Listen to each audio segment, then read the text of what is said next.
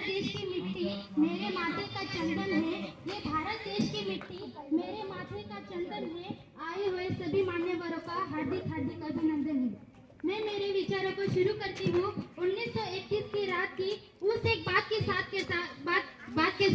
जब मात्र 23 साल के एक जवान स्वतंत्रता सेनानी जिसको अंग्रेज पकड़कर जेल ले जाते हैं और उस स्वतंत्रता सेनानी को मौत की सजा सुना देते हैं। कसूर केवल इतना था कि भारत को आजाद करवाना था और अंग्रेज भारत को कभी भी आजाद होता हुआ नहीं देखना चाहते थे। जब इस 23 साल के नव युवक को अंग्रेज फांसी की सजा सुना देते हैं अपने देश के लिए लड़ने के जुर्म में, तो फांसी के कुछ समय पहले इस युवक की मां उससे मिलने के लिए जेल में आती है। मार्च 1931 की वो रात, उस रात का अंधेरा जरूरत से कुछ ज्यादा ही गहरा था।